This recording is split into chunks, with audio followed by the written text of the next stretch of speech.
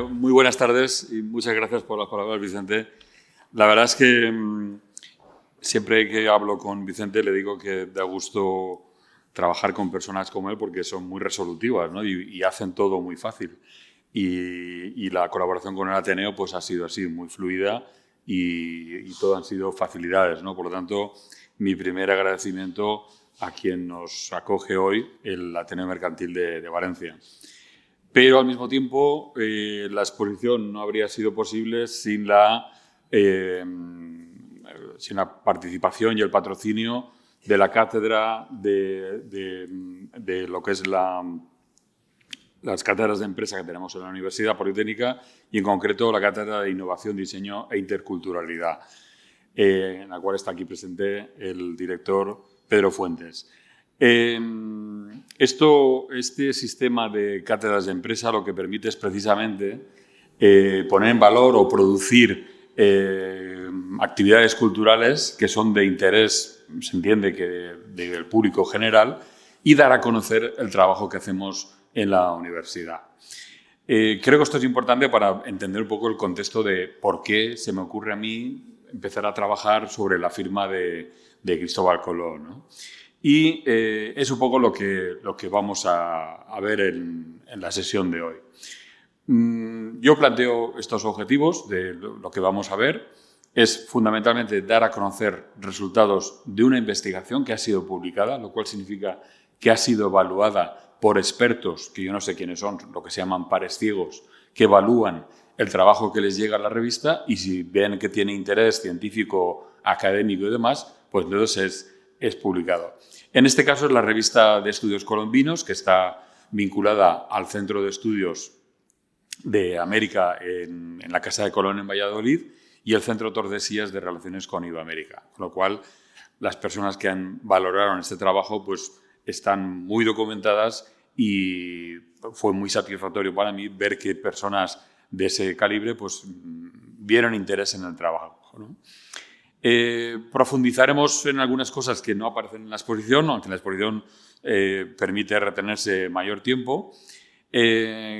Vamos a ver los documentos originales. Yo creo que esto es importante también, que el público general conozca cuál es la materia con la que trabajamos, ¿no? O a la cual podemos acceder para trabajar, analizar y posteriormente, pues en este caso, como material de la exposición.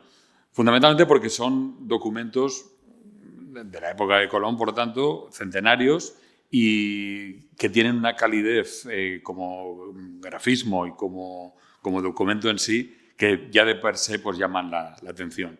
Igualmente veremos los mapas antiguos que posiblemente manejó Cristóbal Colón, que también verlos en la exposición a una escala real pues lo hace todavía más intrigante si quieren o por lo menos para mí me pareció interesante traer esa información que aparentemente o habitualmente aparece en libros, pero que nunca sabemos de qué tamaño estamos hablando, ¿no?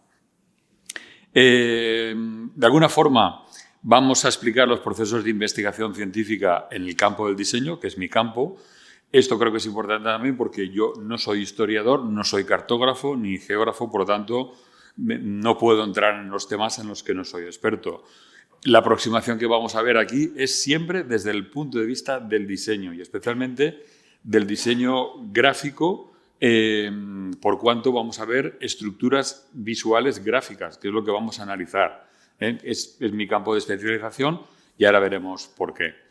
Y en cualquier caso, la finalidad última de esta conferencia y de la exposición es compartir la visión, las ideas y conclusiones con todos ustedes. Por lo tanto, yo espero que lo disfruten. Voy a intentar transmitirlo con la misma pasión y emoción con la que lo desarrollé y por supuesto, al final tendremos ocasión de hacer preguntas o incluso de pasar a la exposición y poder profundizar en algún detalle. Dicho esto, creo que es importante explicar primero y antes que nada qué es un patrón de diseño, ¿no? Los patrones de diseño son los principios constructivos con los que formamos a diseñadores, se forman arquitectos e ingenieros en general.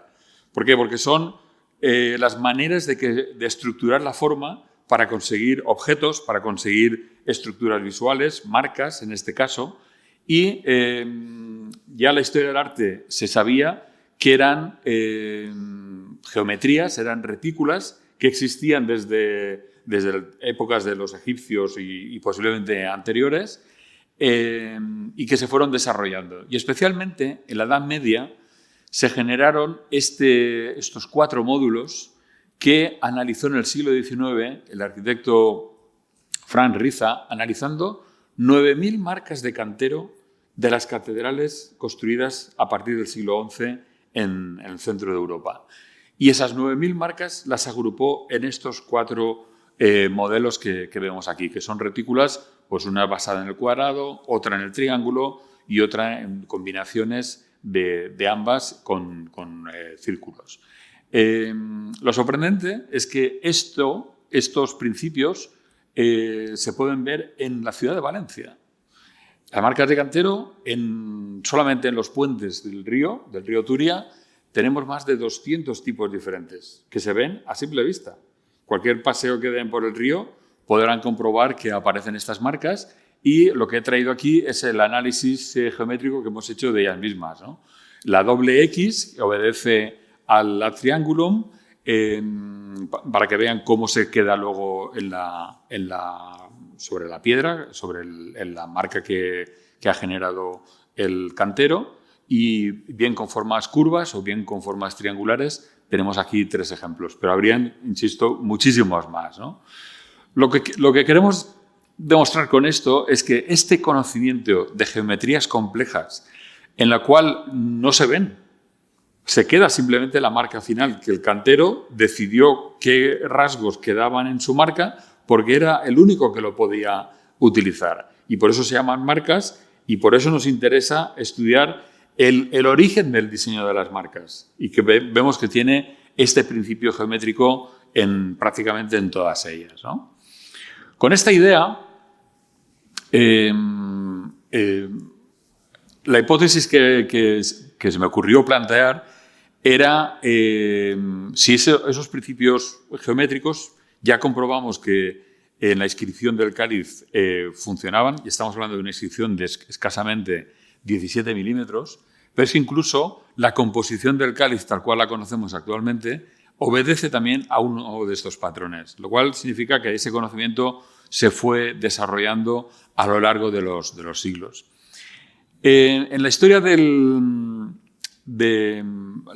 Cristóbal Colón es conocido su testamento, llamado mayorazgo, donde precisamente describe cómo quiere que sea su firma. Y hace un pequeño borrador, un esbozo en el texto de cómo tiene que ser. Esto para nosotros es un documento importantísimo, porque es la primera o de los primeros casos de lo que llamamos una imagen corporativa, es decir, describir cómo quieres que sea tu marca. En este caso era la firma personal de Cristóbal Colón. Y es donde descubre o describe cómo ha de ser la S con la A, los puntos antes y después de las letras, lo describe absolutamente todo, ¿vale? Este documento, que es el que más se conoce como el testamento, está en el Archivo General de Indias, en Sevilla, y profundizando y comprobando que la firma de Colón, a partir de ese momento, en los años anteriores al descubrimiento, y especialmente ya cuando a la vuelta del primer viaje empieza a firmar documentos, ya mantiene una estructura exactamente igual prácticamente en todos los documentos, como vamos a intentar demostrar, ¿no? Yo he traído aquí imágenes de cómo están los archivos en los fondos documentales de las instituciones que he mencionado, y que agradezco su colaboración porque realmente son gente, documentalistas profesionales, que te ayudan a localizar el documento, a buscar el documento original, y esto, gracias a los procesos de digitalización que el Estado, el Ministerio de Cultura abordó desde hace ya décadas, pues facilita muchísimo el acceso a esta información, que aunque sea en resoluciones bajas para hacer el trabajo de campo, ayuda muchísimo, y luego ya para la reproducción en revistas o en el caso de la exposición, te facilitan el documento original a máxima resolución para que sea lo más fidedigno y se pueda ver lo mejor posible, ¿no? Estos son unos ejemplos. Tenemos otros ejemplos de la Real Academia de la Historia o en diferentes memoriales, cómo va apareciendo esa firma de Colón. Un poco para que se pueda apreciar la proporción con respecto a lo que sería una hoja de papel de un tamaño folio A4 convencional, muy parecido ya a nuestros tiempos. Sin embargo, para poder entrar y abordar la firma, nos centramos en el detalle. Y aquí habrían más de 200 documentos existentes que están en las diferentes fuentes que hemos mencionado, y yo me paré en aquellos que son más similares o que cumplen todos los requisitos que describió o que componen toda la estructura de su firma. Como pueden ver, son básicamente las letras S, SAS y X, MI, y abajo los dos puntos con Expo Ferenc y otra vez dos puntos coma, ¿vale? Precisamente porque no soy historiador ni geógrafo, no voy a entrar en el significado de estas letras, porque esto ha habido mucha interpretación. A mi modo de ver, nada científico, más de simplemente de pues, propuestas, ¿no?, que están muy bien, pero no es totalmente gratuito y no obedecen hay razonamientos, pero realmente yo creo que el significado de esas letras quedó en la mente del almirante, ¿no? Y por lo tanto no es la finalidad de esta conferencia entrar en el detalle. Yo me voy a fijar en esa estructura que estamos viendo, que se repite en un documento tras otro. Había alguna variación, como la del virrey en el año 99, años después ya del primer viaje, e incluso cómo hacia finales de su vida va matizando la firma, pero la estructura se mantiene prácticamente idéntica hasta 1504, que es prácticamente en torno al año de su muerte. Como ven, la estructura se va manteniendo y esto es lo que llama la atención. Cuando hay una repetición, además, tan exacta de cómo la distancia entre las letras, la proporción entre Expo Ferenc del final, cerrando esa triangulación que vemos ahí, pues es lo que llama la atención y es lo que induce a analizar qué está ocurriendo ahí. Gráficamente eso, cómo estaba compuesto. Y es ahí donde interviene un poco el trabajo de investigación en diseño. Análisis y propuestas de qué significaban o cómo se construyó la firma de Colón hay un montón. Ya digo, a poco que pongan en internet firma de Colón, le van a salir montones de literatura y de artículos referidos a todo esto. Incluso Salvador de Madariaga, un político español de principio del siglo pasado, hizo su monografía también sobre la vida de Colón y mencionó este análisis de este autor portugués, que tuve la suerte de localizar el libro en una librería en Lisboa y que hablaba de estos esquemas, que de nuevo también era una interpretación, pero por primera vez representa la geometría que componía estas letras. Y por ese aspecto me interesó, porque es lo que a mí me da pie, por experto en el campo del diseño, en relacionar esa geometría. Insisto que no vamos a entrar en los significados, porque esto sería totalmente abierto. Pero por lo menos alguien le atribuyó estas posibles composiciones geométricas que le darían incluso interpretaciones esotéricas de muy diferentes ámbitos que, insisto, no vamos a entrar en ellos.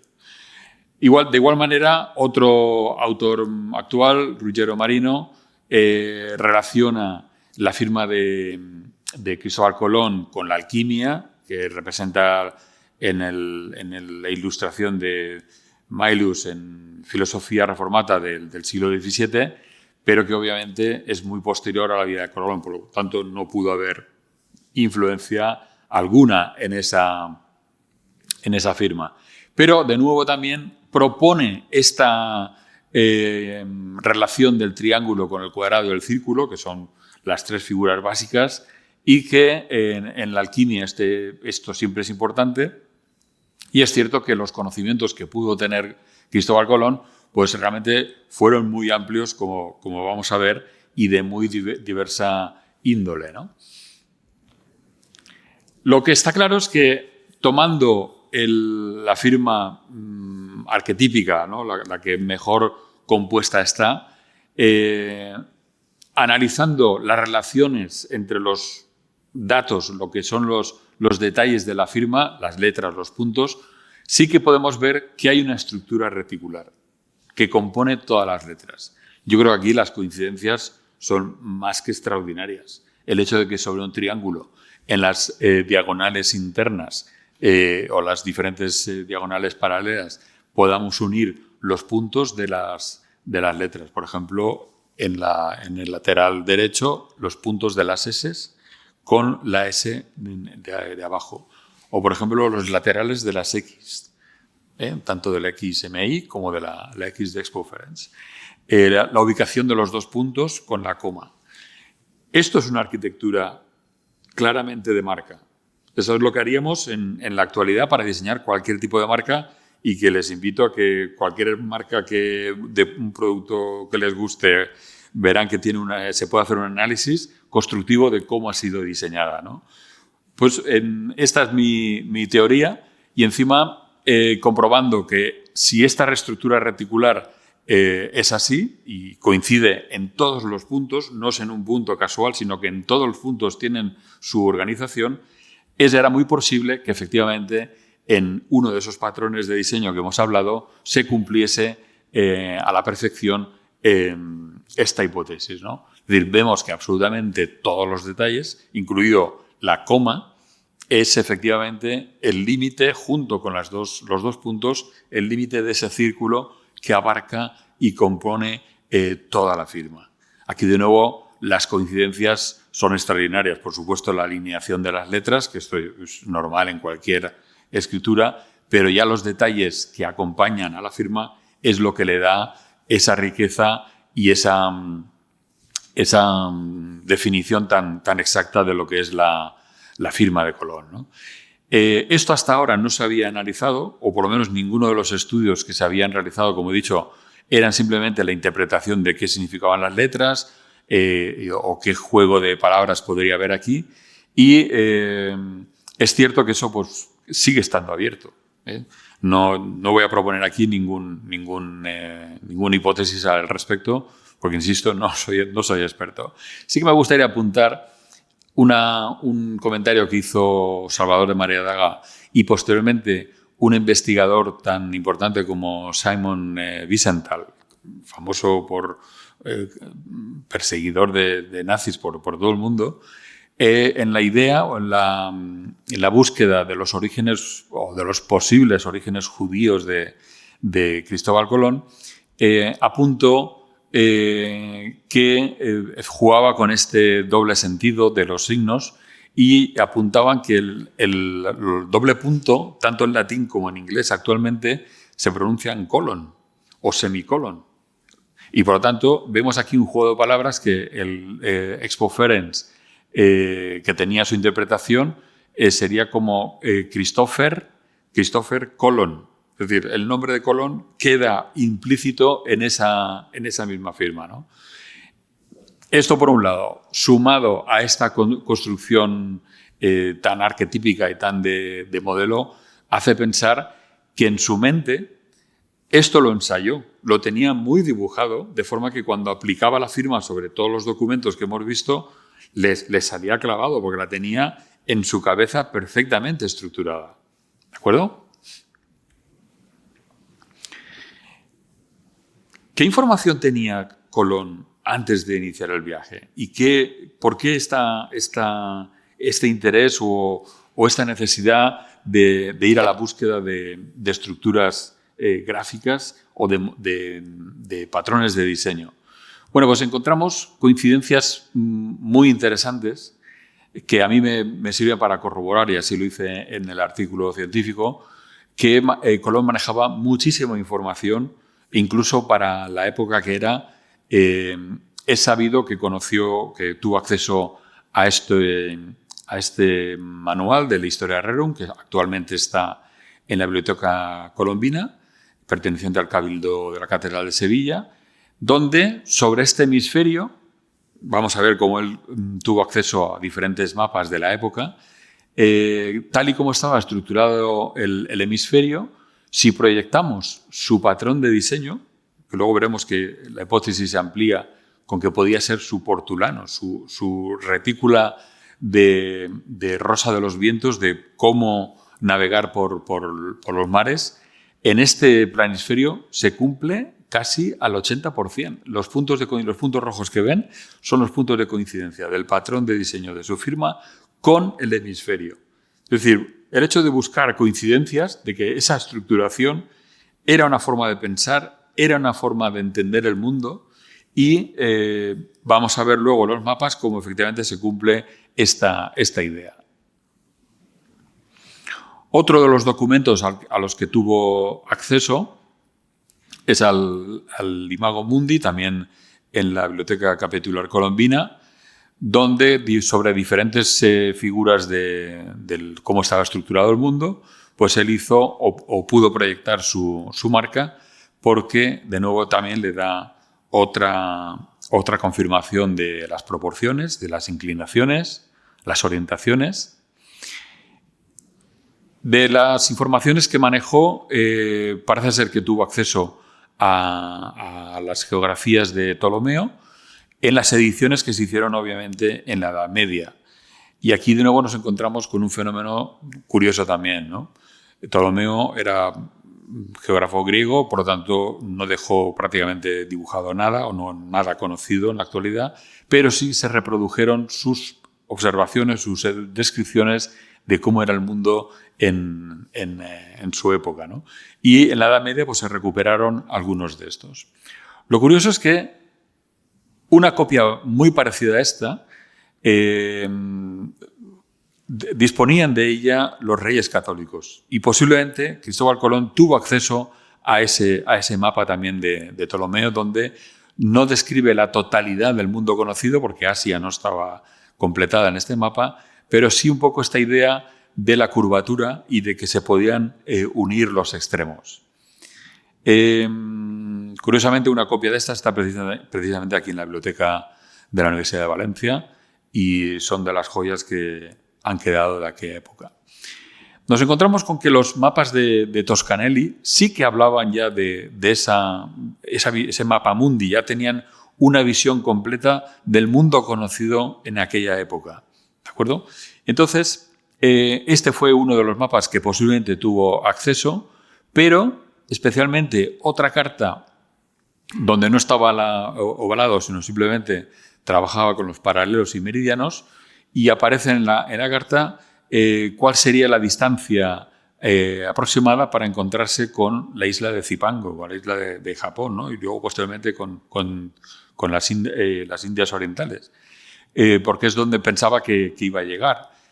Y si proyectamos el patrón, vemos que efectivamente esa intuición que él la tenía plasmada en su firma, que era algo que tendría muy ensimismado y que seguramente lo tenía más que trabajado en su mente, si relacionamos los puntos críticos del patrón con el puerto de salida, los puertos conocidos como las Azores, las Canarias, Cabo Verde, nos da la proporción de cuál era el espacio que él esperaba tener que recorrer para encontrar tierra, ¿vale? Como saben, al final no fue así, se equivocó en bastantes millas y por eso tardaron más de lo que esperaban. Pero para mí lo importante es este sentido de proporción que vamos a ver cómo se va cumpliendo, ¿no?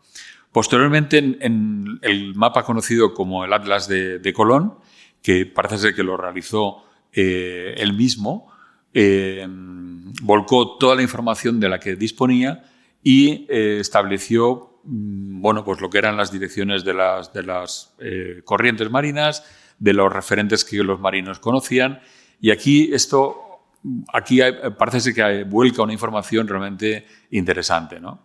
Especialmente se sabe que Cristóbal Colón llegó a navegar hasta el norte de Europa, no se sabe si hasta Islandia, pero desde luego en Irlanda sí que está documentado que viajó, e incluso se entrevistó con náufragos que venían del Atlántico y que se ve que transmitieron que habían visto tierra más allá de lo que convencionalmente se conocía en las cartas marinas y en los mapas. Y posiblemente ese dato fue otro de los que le llevaron a arriesgarse a asumir la trayectoria como ha sido conocido.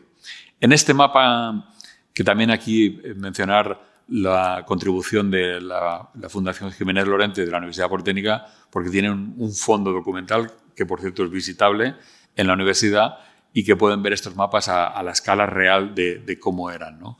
Hemos procurado que en la exposición se puedan ver también a esa escala real, porque el hecho de que cuando se pongan enfrente alguien estuvo a su distancia, igual que lo van a estar ustedes si lo ven, ¿no? Y a mí esa relación del mapa con la persona que lo está viendo siempre me produce una emoción, porque es lo mismo que le pudo ocurrir a Colón o a cualquiera de sus pilotos que manejaron sus mapas, ¿no?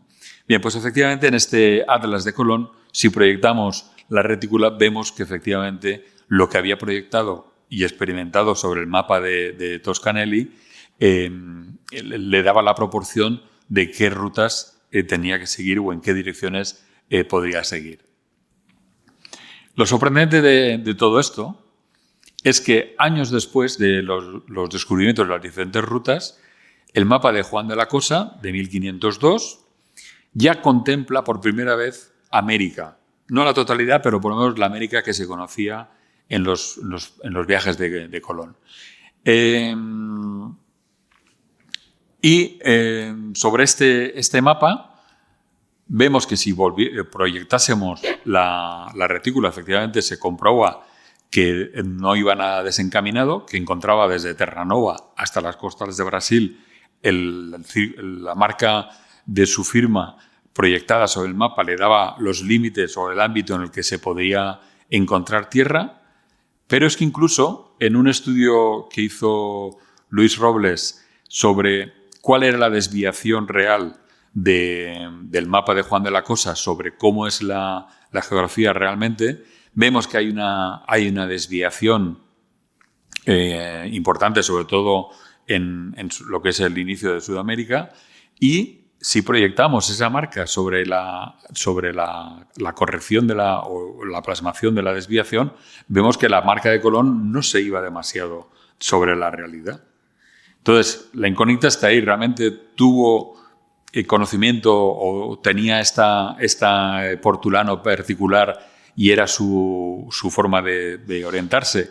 Pues bueno, mi teoría es que desde luego sí que lo era. Y por eso el interés y el agradecimiento a las personas que han revisado el trabajo de investigación, que efectivamente relacionan que una estructura gráfica de una firma era mucho más que un simple dibujito o una simple retícula. Era una forma de ver, una forma de entenderse o de proyectarse a sí mismo y de proyectar cómo era el mundo y cómo eran, en este caso, las rutas marinas que podían seguir. Para acabar de definir y de comprobar esta teoría, si comprobamos las rutas de los 4 viajes que realizó Colón sobre su marca, nos encontramos con que efectivamente los 4 viajes obedecían, como saben, a las corrientes marinas. Por el sur llegaban a América y por el norte volvían a Europa. Pero todas ellas, incluso los cambios de rumbo que se produjeron, parece que obedezcan a ese portulano, a esa hoja de ruta que él tenía con esta geometría, con esta marca de cantero que plasmaba en su firma. ¿Vale? Por tanto, esto es un demostrativo que algo tendría que ver, esa forma de ver y entender el mundo con su firma y con las rutas que realizó. En conclusión, hemos hablado de esta retícula compositiva, donde se enmarca la firma de Colón, pero que le sirve y que le sirvió de patrón para aplicar en todas sus firmas. Insisto que esto se hacía de forma automática. No existe, este dibujo no lo verán en ningún documento, no aparece ningún resto. Lo único que quedan son los 2 puntos, las comas, la altura de las letras, y eso es lo que podemos relacionar con este patrón que estamos hablando, ¿vale? Insisto en la importancia de que exista un documento donde describa cómo debe ser la firma, porque para nosotros, en el campo del diseño, es un antecedente clarísimo de cómo es una imagen corporativa, cómo debe ser. Y esto último que estamos viendo, la observación de esta retícula tanto en los documentos que tuvo acceso, se sabe que tuvo acceso el propio Colón, como los mapas que se pudo manejar, pues demuestran que efectivamente esta concepción de retícula era algo más que un capricho o era algo más que una mera coincidencia, ¿no? En principio, el contenido de la charla estaría aquí y en todo caso abierto a preguntas, que es, como hemos dicho al principio, la finalidad de este encuentro, ¿no? Poder compartir y poder despertar mayor curiosidad o aclarar cualquier duda o cualquier cosa que les pueda venir en mente de preguntar que podamos debatir. Insisto mucho en el aspecto de lo que es la composición, que es nuestro campo de actuación, ¿no? Que obedece, como luego dirían los grafólogos y cualquier semiótico, cualquier teórico del arte, las formas obedecen siempre a una filosofía. Y esto es lo que aquí estamos comprobando. Y concretamente con una persona que he sabido que tuvo una visión muy avanzada en su tiempo y con una asunción de riesgo realmente importante, no solamente de su vida, sino de toda su tripulación. Pero hace pensar que iba más documentado de lo que imaginábamos, por asumir la convicción con la que se lanzó a la aventura. Parece ser que estaba muy calculada, ¿no? Con todos los riesgos y todos los posibles beneficios que le pudieran repercutir, ¿no? Pues en principio nada más, agradecerles la atención y abierto a preguntas.